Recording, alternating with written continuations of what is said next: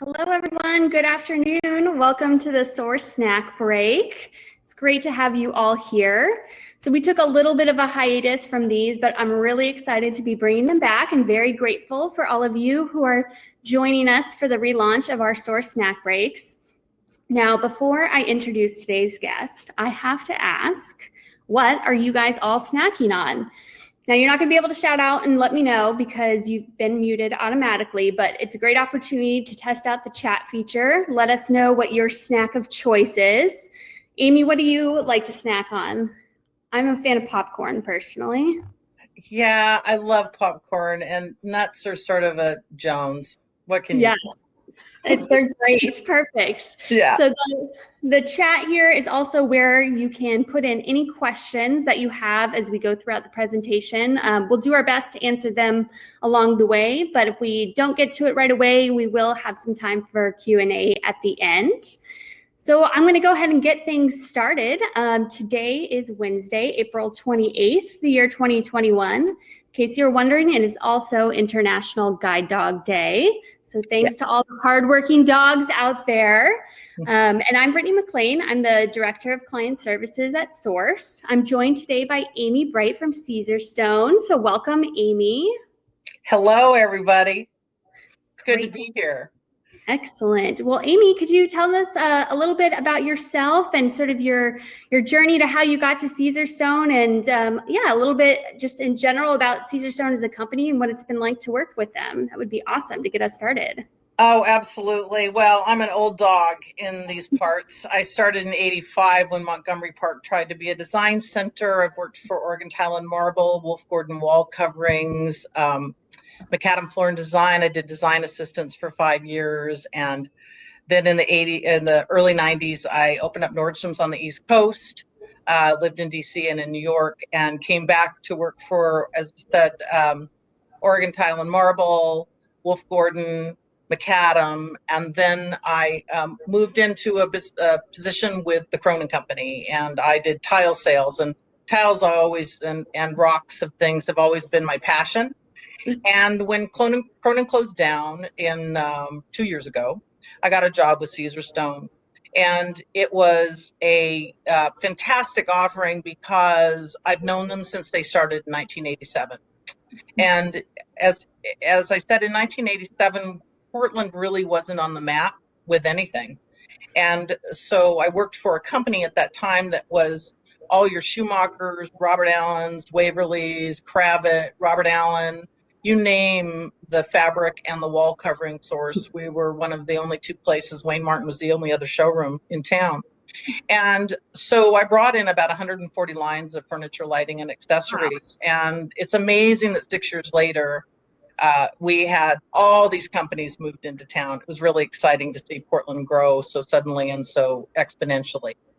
And I've been with Caesarstone now for 2 years. It's a great fit. I love the company, believe in their product and the mission statement of who they are. We are a worldwide company. And I will say that as a worldwide company, this pandemic has been very, very interesting from a high level perspective. And I've been very proud of the way the company handled us. We immediately made sure that we knew that they supported our safety, and I support all of your safety. And so I will say this out loud, that I am delivering samples to your home or to the work environment that suits you best. Source knows that. I'll get the sample where it needs to be. But I understand the calamity of proximity right now, and I'm here to help. So awesome. That's my story, and I'm sticking to it. That's wonderful, and so great to have you as a resource for the Portland community. We love it. So let's go ahead, since we only have a limited amount of time to snack today, let's get into the good stuff. I'll go ahead and load up our first slide here. And just one last note, for all you attending, I know our beautiful shining faces are taking up a decent amount of the screen, but if you want to see the images a little closer, you can either use the slider, so that black bar right underneath us, or you can also minimize it, the video altogether, and make the slides a little bit larger.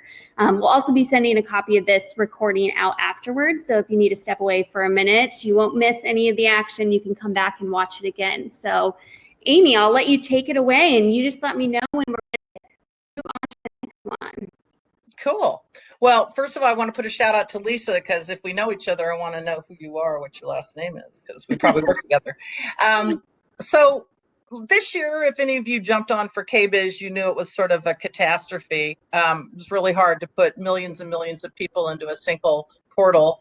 And we were really excited and still are. And I've emailed many, many of your firms the White Light collection. So last year, KBiz, we introduced the Dark collection, which you'll see in some of these slides. And this year we did the reverse, the White Light. One of the things that we're seeing most profoundly in the industry is the use of white. And we had a huge presentation with Jonathan Adler about the use of white for space, for relief, against color and organics and all of these. And so the White Light really addresses the ability to use these subtle organics and really crisp white in composition with the other elements as we see color and organics driving into the market. And a lot of that has to do with, socioeconomic dynamic. We're feeling more opportunistic. We're coming out of some dark times. We are feeling more opportunity. And so the first slide here is called Adamina, and I have not received my samples yet. The launch was, as I said, in February, KBiz. And we have those coming in shortly. But this is almost as if it were a blush sand dune. It's a very subtle grain of a blush tone that has dune-like dynamic. And it's quite stunning. If you are interested in those samples, please don't hesitate to email me, and I'll put you on my list for when I get those. That's soon and will be coming shortly. But Adamina is not in yet, but it is one of the exemplaries from our White Light collection. And so we'll go into the next slide here. Perfect. And again, the White Light collection launched at February KBiz this year.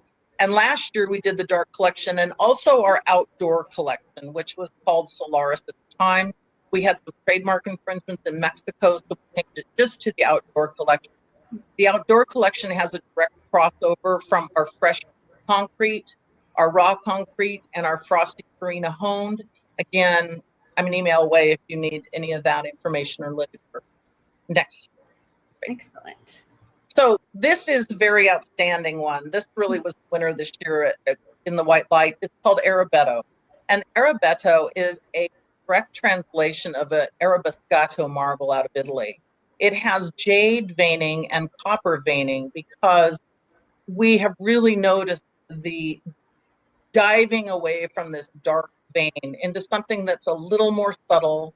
Again, part of the thought of playing better with others, so to speak. Arabetto, as you can see, does have a lot of movement, a very crisp white, but these nice dynamic colors that are helping this life. This one is beautiful. I can definitely see, I've seen this in person, and we see a lot, and that one just really jumped out as something really different. And yeah, I absolutely love this one. Yeah, it has taken off rapidly. Excellent. So our next slide will be our last year's winner, which was Black Temple. And Black Temple launched our fifth finish. We have in Caesarstone polished, honed, concrete, rugged, and now natural. And natural is very similar to a leathered finish or a flamed finish. So if you've ever had a leathered marble or granite, this has that textural dynamic to it. Not shiny, but a patina. And this is Black Temple, which has a true black background, but a very long linear acid etching to the slab. So you get some very nice length out of that. So we can go on to the next slide because this is our other one. Oh, no, excuse me. This is Calcite Maximus. So this Calcite Maximus was launched this year as well. And again, with Caesarstone, we love being in the industry. We are the first to create the quartz paradigm. It's the reason quartz is in the industry. We invented it. And Caesarstone this year created the first ever 4-slab continuous vein. This is Calcite Maximus. It is a gorgeous in-person tonality of these soft copper tones, and driving toward the outside of the vein is a deeper copper tone against a little bit of a blackened or grayed edge. But again, you can meet this slab at many counterpoints. If you look closely at this picture, you can see that the counter goes in and down, and you can see the dynamics of that vein match, which really is important when you're doing a larger project. Thank you. I love that. Oh, by the way, this comes in both polished and in a matte finish. So in the natural leathered finish. So it really has these beautiful two options. Thank That's you. lovely. So this is Empire Black, and Empire Black and Empire White, which you will see on the next slide, have been very, very highly sought after because this vein, again, is delicate, it's pixelated, it's light, and it's very hard to have problems with vein match. It just doesn't matter. And so a lot of people who have loved these ideas of a vein, but really don't want to deal with this matching issue, these are fantastic options. And this Impera, again, comes in both the polished and in the natural finish. So you have two options in that. Awesome. I love it. And the next one will be Impera White. And you can see it's just beautiful. It's very delicate and has been very popular. Thank you. It's gorgeous. Could you tell us a little bit about sort of the care and the maintenance that goes along with some of these products? I know that's always a hot topic, but particularly now, what are some of the things that maybe designers who are on the line today should know or should ask you before they dive in on a project? It'd be great to hear that. And same for all you who are listening in. Feel free to put your questions in the chat if anything comes up. But yeah, I'd love to talk a little bit about that. And I was going to plug that in, so thank you for bringing that up, because it's the number one thing I get asked and the number one reason I get called in for a problem that I can easily fix. So I say I'm coming with my back cape, and my back cape includes Windex with ammonia. So the issue is that what happens in the kitchen and in most places is your stone or anything, your hardwoods, everything starts to collect a patina. And if you're using environmental cleaners, they usually have essential oils in it. And so they're adding to this patina. And at some point, you're feeling like you can't get clean. And that's only because you use olive oil and butter and green cleaner and so more oils. So again, with Caesarstone, we're used in dental and doctors' offices too, because we're really not afraid of those more aggressive cleaners. And during COVID, it's been a really nice thing to talk about. But my go-to is Windex with ammonia because it's a one-stop shop, right? But if you have some deeper cleaning issues, I use a little Windex and get it moistened with the barkeeper's friend and do a little circular rotation with a sponge you can find everywhere called the Greener Cleaner. It's an organic sponge with a bamboo filament back, and you can go to town on the stain. I always work in a circular fashion because I think that that's really the best way to agitate. But not all stains can be cleaned with the same thing. So sometimes the Windex isn't aggressive enough for something that you have on there. But I've gotten everything from paint residue to Gorilla Glue to you name it off the surface. And my other one is soft scrub gel with bleach. But again, both the soft scrub gel with bleach and the barkeeper's friend take a final clean wipe to take all that residue off. So the Windex for everyday use is best. That's awesome. And then after that's done, anything else, just leave it be then? Go have fun. I love it. I was saying to Brittany earlier, when I invent self-cleaning counters, then I won't be here anymore because you won't need me. But for now, we got to clean our counters, and that's the best way to clean Caesarstone. That's awesome. Great. Do we have any other questions? We have a couple minutes. Otherwise, I've got a few, but I want to make sure we give the people on the line a time to ask. I'll let them, I'll slide one in and then give them a chance to type. But Amy, has there been any interesting products or application or projects, I should say, or applications that you've seen recently? Anything that sort of inspired you? Well, out of the box? Yeah. So we got involved in some really exciting projects this year. We got involved with the Obsidian project, which was Black designers, and it was a really well thought out campaign. We also got involved in our white light collection brought in the likes of Jonathan Adler, who had worked on a large project with us, but he actually did his images in our slabs and a walk through play space that was just fantastic. And his conversation is on YouTube with Elizabeth Margulies from our marketing department. And it's a well thought out conversation about the use of color and white and organics. And he says, well, he is known for color. White is his favorite go to for space. And I thought that was well said. That is. That's excellent. Great. Well, it doesn't look like we have too many other questions. So while we're wrapping up, I also wanted to throw this up here for you guys, that if you're interested in, especially if you're in the Portland area, Amy has done a great job stocking us up with lots of samples that we can have to your door today. It also, this link has Amy's contact information, so you can reach out to her if you have more questions or have a project that you'd like to work on together. She's definitely been a great resource for us and for the community. So thank you for that, Amy. Absolutely. Yeah. So again, please plan to join us next week. The snack breaks will be returning on Wednesdays at 1:00 Pacific time.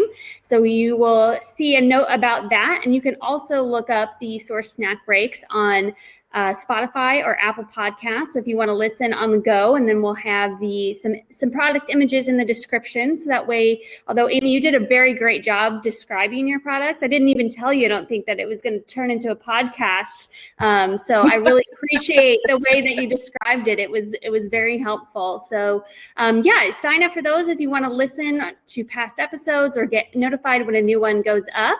But with that, I hope you all have a great rest of your day, and thank you for joining us to snack. Amy, it was lovely seeing you as always, and thank you again for being a part of Source's Snack Break today. And I hope My pleasure. It was really nice being asked, and I appreciate all of you for your support. Thank you very much, and have a great sunny day. Sounds good. Thanks, everyone. Thanks so much for joining us. Bye-bye. Bye. Thank you.